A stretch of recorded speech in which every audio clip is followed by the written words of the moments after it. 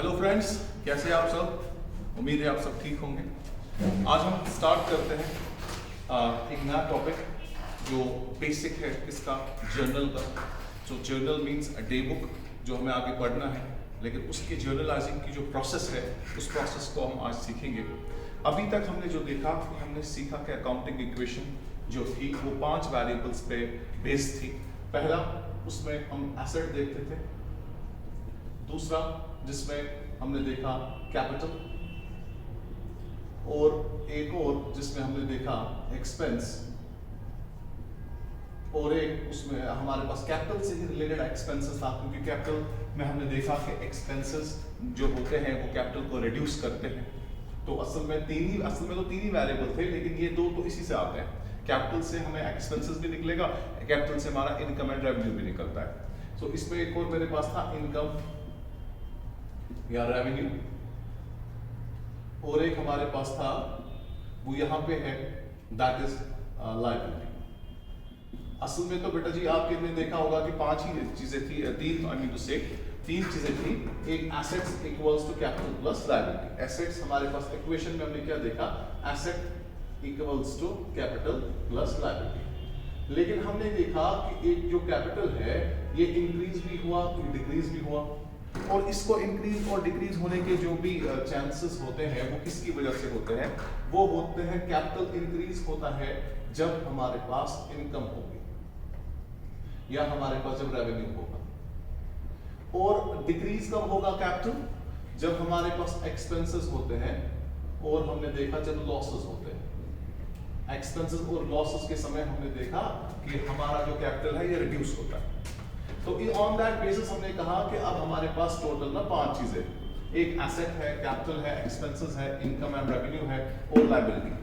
तो यहाँ पे ये पता चला कि जो हमारे पास अभी तक जितनी भी ट्रांजैक्शंस हमने देखी, इन सारे ट्रांजैक्शंस में हमने देखा कभी कभार कोई ट्रांजैक्शन थी जो हमारे पास या तो वो एसेट से रिलेटेड थी, या वो एसेट अकाउंट से रिलेटेड थी, या तो वो कैपिटल अकाउंट से रिलेटेड थी, या वो एक्सपेंसेस से रिलेटेड था, इनकम एंड रेवेन्यू से रिलेटेड था, लायबिलिटी से रिलेटेड था। तो असल में हमारे 5 चीजें ही देखे ऐसे, जो 5 चीजों से सारी ट्रांजैक्शंस इसी के अराउंड रिवॉल्व होती थी। इसके बगैर कोई ऐसी ट्रांजैक्शन इसमें हुई नहीं कि हम कहते हैं कि नहीं इसके बगैर भी कुछ ट्रांजैक्शंस है। जो भी ट्रांजैक्शंस थी, या तो एसेट से रिलेटेड थी ट्रांजैक्शंस, या तो कैपिटल से रिलेटेड थी ट्रांजैक्शंस, या तो एक्सपेंसेस से रिलेटेड थी ट्रांजैक्शंस, या तो इनकम और रेवेन्यू से रिलेटेड थी ट्रांजैक्शंस, या तो लायबिलिटी से रिलेटेड थी ट्रांजैक्शंस। हमारी जो ट्रांजैक्शंस थी ये अभी तक हमने देखा, जितनी भी ट्रांजैक्शंस को हमने देखा, एनालाइज हमने जो किया, हमने जब देखा बेटा जी इसमें एनालिसिस जब हमने किए, तो हमने देखा कि इसी ही 5 चीजें इन्वॉल्व होती थी अकाउंटिंग इक्वेशन में भी। जो भी ट्रांजैक्शन अकाउंटिंग इक्वेशन से हमने एंटरटेन किया, उनमें देखा या तो एसेट कभी इंक्रीज होता था, कभी एसेट डिक्रीज होता था, कभी कैपिटल इंक्रीज और डिक्रीज, कभी एक्सपेंसेस इंक्रीज हो गए तो यहाँ से कैपिटल आपका डिक्रीज हो गया, कभी इनकम इंक्रीज हो गई तो आपका कैपिटल भी इंक्रीज होता था, और कभी कभार कुछ ट्रांजैक्शंस लायबिलिटी से रिलेटेड थी। तो गर्ज ये है कि हमारे पास 5 चीजें हैं, जिन 5 चीजों से रिलेटेड हमारे पास ये रिफ्लेक्ट होते हैं, assets, capital, expenses, income and revenue and liability. अब इसमें हमने देखा कि कभी कभार ये इंक्रीज होते हैं, कभी ये डिक्रीज होते हैं।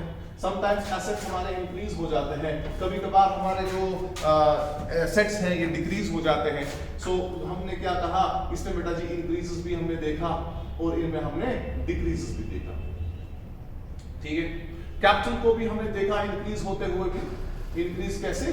इंक्रीज हो गए, इनकम जब हमें हुई तो कैपिटल इंक्रीज हो गया, जब हमारी गेन्स हो गया, प्रॉफिट अगर होता है तो कैपिटल इंक्रीज होता था, और ये डिक्रीज कब होता था? जब एक्सपेंसेस होते थे और जब इनकम एक्सपेंसेस और लॉसेस होते थे। अब जो एक्सपेंसेस है, एक्सपेंसेस भी कभी बिजनेस में इंक्रीज होगी, हाँ एक्सपेंसेस तो इंक्रीज ही मोस्टली होती है, ठीक है। और अगर डिक्रीज कभी हो गए, डिक्रीज तो चांसेस नहीं होते हैं एक्सपेंसेस का, तो लेकिन अगर डिक्रीज हो गए तो ये भी हम देखेंगे। और इनकम में हमारी इंक्रीज होगी या डिक्रीज, हम इसमें 2 ही चेंजेस पाएंगे। लायबिलिटी भी हमारी कभी इंक्रीज होगी, कभी डिक्रीज होगी, ठीक है। तो अब हम कहते हैं as per American approach of accounting, because now we will have to see how we will have to record it in the journal. Journal में रिकॉर्ड किसी चीज को करने से पहले हमने अकाउंट को समझना है। अकाउंट क्या है, अकाउंट की डेफिनेशन क्या है। हम अगर अकाउंट की बात करें, अकाउंट किस चीज को कहा जाता है? हम बोलते हैं account is a group account जो है, अकाउंट किस चीज को कहते हैं? What is account? Now we will have to see what is account. Account किसको कहेंगे? ठीक है, अकाउंट मैंने वर्ड इनके साथ अब अकाउंट जोड़ दिया, asset account, capital account, expenses account, revenue account और लायबिलिटी अकाउंट। ठीक है, तो हमारे पास सिर्फ यहाँ पे 5 चीजें आ गई। तो मैं कह रहा हूं कि हमारे पास सिर्फ 5 अकाउंट्स है, 5 अकाउंट्स के ग्रुप है।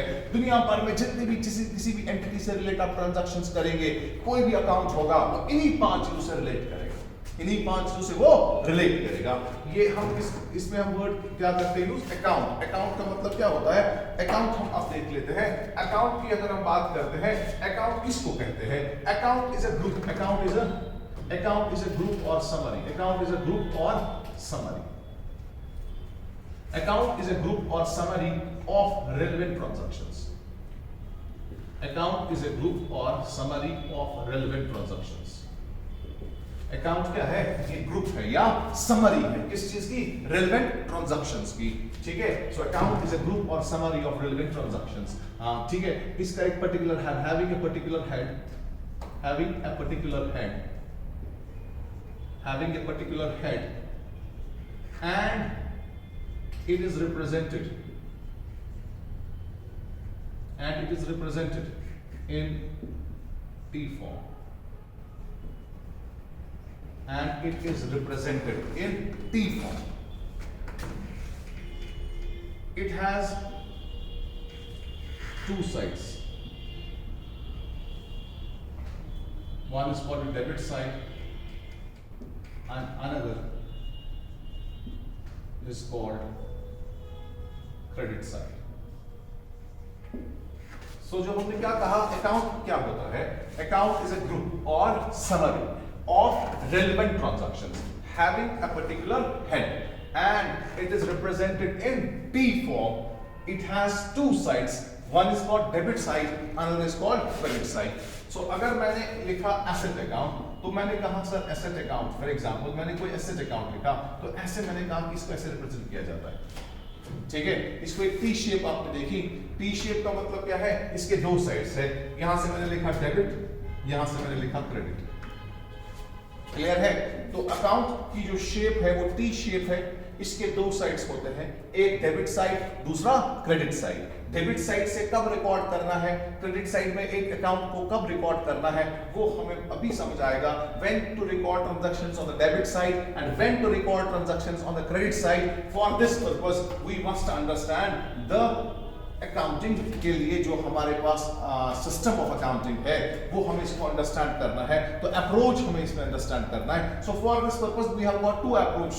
ठीक है, one is called English approach और traditional approach, another one is called American approach और मॉडर्न अप्रोच और accounting equation based approach.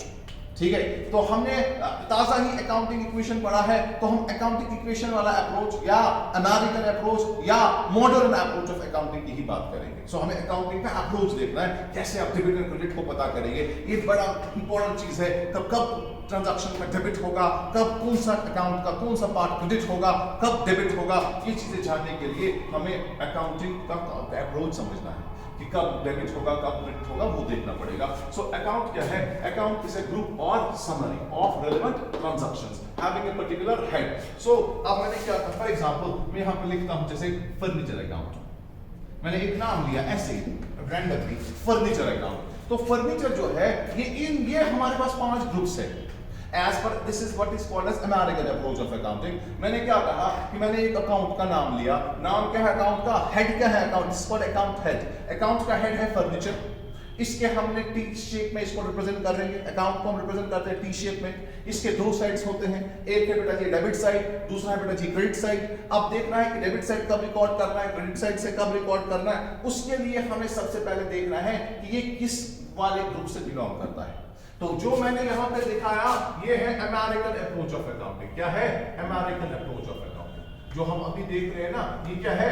American approach of accounting. American approach of accounting. ये अमेरिकन अप्रोच ऑफ अकाउंटिंग क्या है? इसका दूसरा नाम मैंने क्या कहा? इसका दूसरा नाम है मॉडर्न अप्रोच ऑफ अकाउंटिंग, या इसका बेटा जी एक और नाम है, हम कहते हैं इसे accounting equation based approach of accounting. तो इसके हिसाब से there are 5 groups of accounts, there are 5 groups of accounts. हर एक अकाउंट जिसके नाम पे भी होगा वो इन्हीं 5 ग्रुप में से किसी न किसी से बिलोंग करता होगा, ठीक है।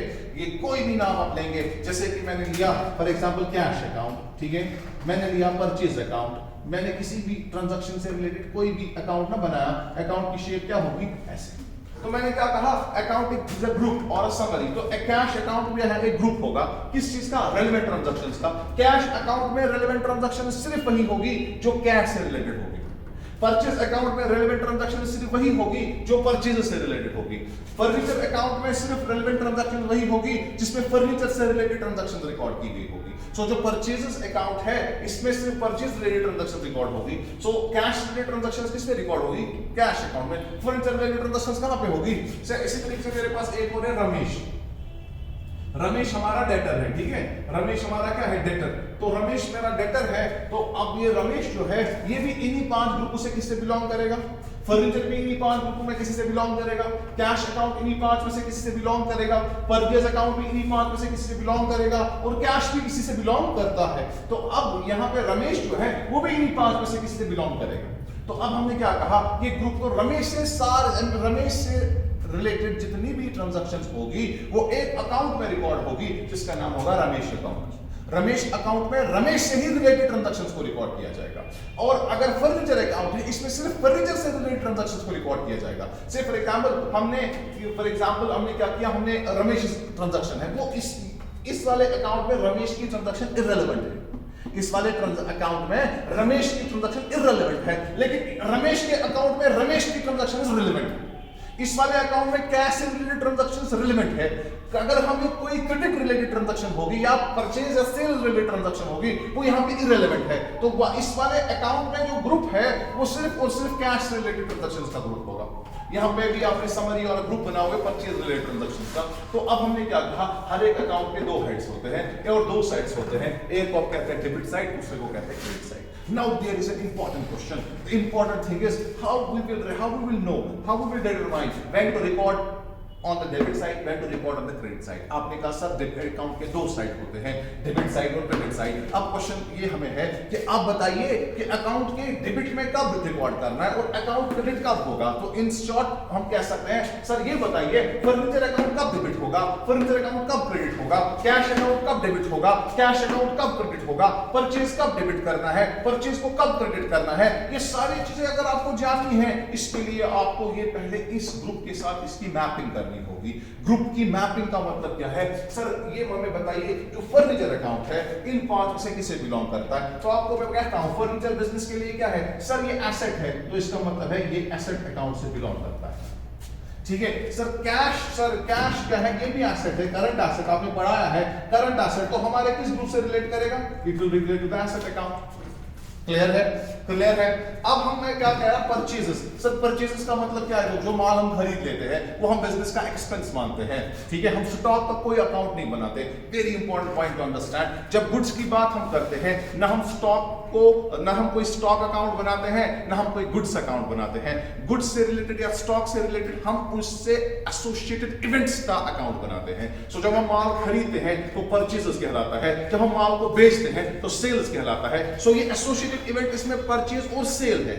सो स्टॉक अकाउंट जो है ये असल में 2 अकाउंट उसे रिप्रेजेंट करेंगे, परचेज अकाउंट जब हम गुड्स खरीदेंगे, सेल अकाउंट जब हम गुड्स बेचेंगे। बात आपको समझ आ रही है। सो अब ये परचेज जो है वो हमने क्या किया, हमने माल खरीदा, फिलहाल अब ये बिजनेस का एक्सपेंस है, जब तक हम इसको सेल नहीं करेंगे तब तक हमने अपनी जेब से पैसे निकाले। तो हम क्या कहते हैं, परचेज अकाउंट किससे रिलेट करेगा, एक्सपेंस अकाउंट से।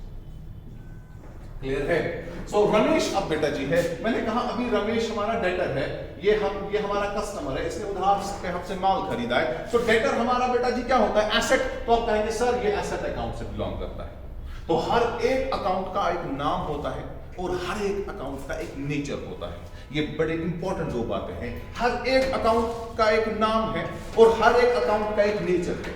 सो रमेश जो है, रमेश अकाउंट, ये क्या है, इस अकाउंट का नाम है रमेश अकाउंट, लेकिन नेचर इसका एसेट अकाउंट। नेचर क्या मतलब हो गया, इन 5 में से किससे बिलोंग करता है। हमने बात की इस एसेट का नाम है सर फर्नीचर अकाउंट, लेकिन ये नेचर इसका क्या है? एसेट अकाउंट, क्योंकि इन 5 ग्रुप में से एसेट से बिलोंग करता है। इस अकाउंट का नाम है कैश अकाउंट, लेकिन नेचर ऑफ अकाउंट है एसेट अकाउंट। यहां पे इसी तरीके से इस अकाउंट का नाम है परचेज अकाउंट, लेकिन नेचर इसका है एक्सपेंस अकाउंट। आप कोई भी अकाउंट का नाम दे सकते हैं, जैसे कि हमने लिखा रेंट अकाउंट, हमने रेंट की है कहीं, तो हमने रेंट अपना सारा इस अकाउंट में रिकॉर्ड कर रहे हैं। इस अकाउंट का नाम क्या है? इसका हेड क्या है? रेंट अकाउंट, लेकिन बिलोंग करेगा किससे? एक्सपेंस अकाउंट से, because it belongs to the expenses group. Because there are 5 groups of accounts in accounting, in modern approach of accounting, as per American approach of accounting, as per accounting equation based approach of accounting, हमारे यहाँ पे क्या है? यहाँ पे expenses। Clear है? तो अब यहाँ पे हमारे पास देख लीजिए, रेंट क्या है? Rent expense. रेंट क्या है? एक्सपेंस है। सो रेंट का मतलब हो गया बेटा जी एक्सपेंस। क्लियर? सो रेंट हमारा एक्सपेंस है, तो on the basis of rent हमें अब जब रेंट के लिए आपको देखना पड़ेगा बेटा जी, यहाँ से डेबिट है, यहाँ से क्रेडिट है, हर एक अकाउंट का debit side credit side, debit side credit side, ठीक है? तो अब कैसे पता चलेगा? उसके लिए बेटा जी अब आपको थोड़ी सी फॉर्मूला याद रखनी है।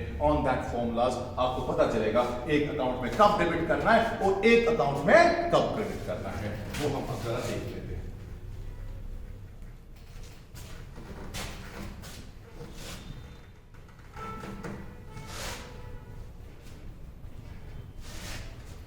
अभी तक हमने क्या कहा?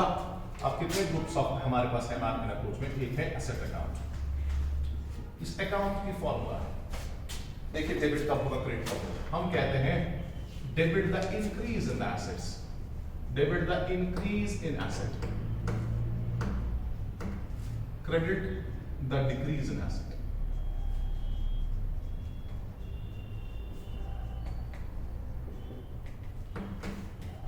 एसेट अकाउंट की फॉर्मूला क्या है? Debit the increase in assets, credit the decrease in assets. और दूसरा है एक्सपेंसेस अकाउंट। एक्सपेंस भी यही कहता है debit the increase in expenses,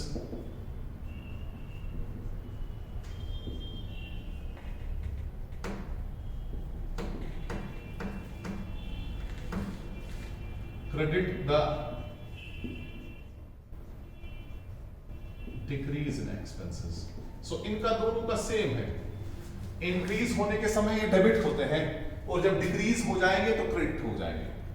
debit the increase in asset, credit the decrease in asset. Expenses क्या कहता है? Debit the increase in expenses, credit the decrease in expenses. और इसके बाद बेटा जी क्या है? इसके बाद है हमारा कैपिटल अकाउंट। कैपिटल अकाउंट भी क्या कहता है? डेबिट यहां पे उल्टा है, debit the decrease, debit the decrease in capital. Debit के समय डिक्रीज जब करना होगा, कैपिटल जब डिक्रीज होगा तो डेबिट करते हैं, credit the increase in capital.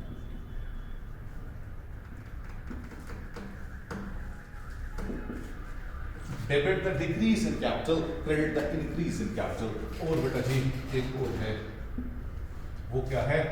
वो है हमारे पास, अब है हमारे पास लायबिलिटी और income.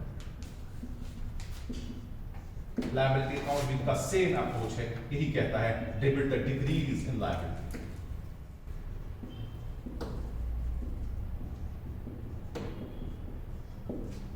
Credit the increase in liability.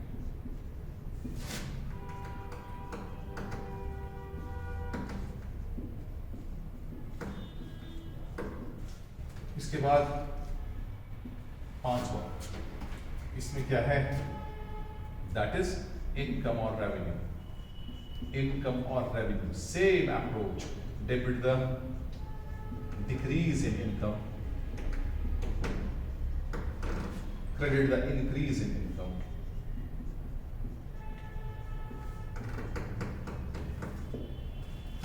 सो ये 5 ग्रुप के अकाउंट जो है इनका डेबिट और क्रेडिट कैसे पता चलेगा? सबसे पहले एसेट अकाउंट की बात हमने की, हमने कहा debit the increase in asset, credit the decrease in asset. Expense account क्या कहता है? Debit the increase in expenses, credit the decrease in expenses. और उसके बाद कैपिटल अकाउंट है। कैपिटल अकाउंट क्या बेटा जी कहता है? Debit the decrease in capital, credit the increase in capital. और जो लायबिलिटी है, लायबिलिटी क्या कहती है? Debit the decrease in liability, credit the increase in liability. और इनकम भी क्या कहता है? Debit the decrease in the income और credit the increase in the income. तो हमें पता चला कि कब डेबिट होगा और कब क्रेडिट होगा। तो अब अगर मैं लिखता हूं, से फॉर एग्जांपल एग्जांपल्स देखते हैं। मैंने लिखा बेटा जी ना, मैं कह रहा हूं फर्नीचर। पहले हमें ये पहचानना है कि कौन सा किससे बिलोंग करेगा। फर्नीचर अकाउंट हम क्या कहेंगे? It's a asset account. मैं कह रहा हूं कैश अकाउंट, आप क्या कहेंगे? It's a asset account. ठीक है। मैं कह रहा हूं डेटर्स अकाउंट, आप कहेंगे sir it's a asset account. मैं कह रहा हूं क्रेडिटर्स अकाउंट, क्रेडिटर्स, सर आप कहेंगे लायबिलिटी अकाउंट। सो मैं यहां से क्या लिख रहा हूं? ये मैं कह रहा हूं कि ये इसका नेचर क्या है। I am asking you nature of account. ये है नेम ऑफ अकाउंट, अकाउंट का एक नाम है और ये इसका नेचर है। तो मैं कह रहा हूं अब for example bills payable account, आप कहेंगे सर ये भी लायबिलिटी अकाउंट है। मैं कह रहा हूं कैपिटल अकाउंट, सर कैपिटल तो खुद ही अकाउंट है, उसका ग्रुप का भी नाम कैपिटल ही है, दैट्स अ कैपिटल अकाउंट। मैं कहूंगा ड्राइंग्स अकाउंट, आप कहेंगे सर ड्राइंग्स जो है वो कैपिटल को ही बिलोंग करता है, so it's a capital account. इसी तरीके से मैंने कहा बेटा जी सेल्स अकाउंट, आप कहेंगे सर सेल्स जो है वो रेवेन्यू और इनकम में आएगा, इट्स अ रेवेन्यू अकाउंट। मैंने कहा से फॉर एग्जांपल मैंने कहा अहमद अकाउंट। अहमद क्या है? अहमद हमारे लिए क्रेडिटर है, आपने कहा सर ये लायबिलिटी अकाउंट है। मैंने कहा rent account, salary account, wages account, sir ये क्या है? सर ये एक्सपेंसेस अकाउंट है, ये एक्सपेंसेस अकाउंट, इसका नेचर एक्सपेंसेस है। तो ये चीजें डिटरमाइन करनी हमें सीखनी है कि कौन किससे बिलोंग करता है, कौन किसके ग्रुप से बिलोंग करेगा। आपको बात बेटा जी समझ आ रही है कि हमें क्या देखना है कि कौन सा चीज किससे बिलोंग करता है। हमें नाम लेना है यहाँ पे एसेट का। मैंने कहा कैपिटल, आपने कहा sir capital account. Machinery, sir machinery आएगा asset account. Bank, sir asset account. Creditors, liability account. आप इसी तरीके से आप कहेंगे land and building, sir asset account. Goodwill, asset account. Bank overdraft, liability account. Debtors, that is what? Debtors क्या बेटा जी? Debtors and asset account. अगर आप कहेंगे इसी तरीके से prepaid salary, sir prepaid salary आपने हमें समझाया है, प्रीपेड का मतलब जो एडवांस में हम एक्सपेंस पे करते हैं, that is an asset, so it's an asset account. Outstanding expenses, sir वो एक्सपेंसेस जो हमें बकाया है, that is a liability account. तो 5 चीज आपको इसमें देखना है कि कौन किससे बिलोंग करता है। ये बात आप अंडरस्टैंड कर लीजिए कि किस तरीके से कौन सी चीज किस ग्रुप से बिलोंग करती है। Is that clear? तो हमें ये देखना है कौन सा अकाउंट किससे बिलोंग करता है। फिर अगर उस अकाउंट में अगर कोई ट्रांजैक्शन है, उस अकाउंट को इंक्रीज, जैसे फर्नीचर है, मैंने एक ट्रांजैक्शन ली, उससे हमें फर्नीचर इंक्रीज होता है। हमारे पास पहले 3 चेयर्स थी, अब और 3 चेयर्स खरीदी, तो there has been increase in the furniture. Increase in the furniture का मतलब क्या होगा? तो फर्नीचर अकाउंट डेबिट हो जाएगा। हमारे पास 5 फर्नीचर के चेयर्स थे, 3 बेच दी, 2 ही बची, तो फर्नीचर डिक्रीज हो गया, तो फर्नीचर अकाउंट उस समय क्रेडिट होगा। हमने रेंट को पे किया तो एक्सपेंसेस बढ़ गए, तो डेबिट हो जाएगा। अब अगर हम दिखा रहे हैं कोई लायबिलिटी चढ़ गई, लायबिलिटी सर इंक्रीज हो गई, तो क्या करेंगे? क्रेडिट करेंगे, क्योंकि लायबिलिटी इंक्रीज करने का मतलब होता है क्रेडिट करना। अगर हमने बैंक लोन लिया है, हमने आधा वापस किया, रिडीम किया, हमने वापस दिया उनको, हमने अपना इंस्टॉलमेंट भरा, तो लायबिलिटी कम हो गई, तो डेबिट हो जाएगा। सो हमें याद रखना ये है कि एसेट अकाउंट फॉर्मूला क्या है? Debit the increase in asset, credit the decrease in asset. Expense क्या कहता है? Debit the increase in expenses, credit the decrease in expenses. Capital account, debit the decrease in capital, credit the increase, debit the decrease, decrease का मतलब नीचे करना, debit the decrease in capital, credit the increase in capital. उसके बाद liability, debit the decrease in liability, credit the increase in liability. और उसके बाद बेटा जी इनकम, इनकम का मतलब है debit the decrease in income, credit the increase in income. इस तरीके से हमने देखा कौन सा अकाउंट किस ग्रुप से बिलोंग करता है, वो चीजें हमने यहाँ पे देखी। एसेट को देखा, एक्सपेंसेस को देखा, कैपिटल को देखा, लायबिलिटी को देखा, इनकम एंड रेवेन्यू पर देखा। बात आपको बेटा जी समझ आएगी? क्लियर से समझ आ रहा है? ओके, चलिए आगे। अब मैं यहाँ पे ना कुछ और यहाँ पे बात करते हैं। सो अब एक सर आपने कहा सर डेबिट एंड क्रेडिट, ये असल में है क्या ये debit and credit? Sir debit and credit असल में इसकी कोई डेफिनेशन अकाउंटिंग लिटरेचर में नहीं है। Debit and credit are the 2 sides of accounts. ये basically Luca Pacioli, that's father of modern accounting, जिस ल्यूको पैशोली ने कॉन्सेप्ट दिया था इटालियन लैंग्वेज में, इसने इनका नाम रखा था डेबिटो एंड क्रेडिटो। डेबिट, आप फिर इसको इंग्लिश में कहा गया डेबिट, और इंग्लिश में क्रेडिटो को कहा गया credit. But what is a debit and credit? It is just nothing but the two sides of accounts, two sides of accounts. Sometimes there will be an increase, sometimes there may be a decrease. So accounting equation में भी हमने क्या देखा? Increases and decreases. ठीक है, तो हमने ये आपने आज देखा कि किस तरीके से increase and decrease in assets होता है। तो वही इंक्रीज एंड डिक्रीजेस हम इस क्लास को अभी आगे कंटिन्यू करेंगे। ठीक है, आज के लिए इतना ही। अब आगे हम देखेंगे नेक्स्ट क्लास वीडियो में, जिसमें हम देखेंगे एनालिसिस करेंगे ट्रांजैक्शंस।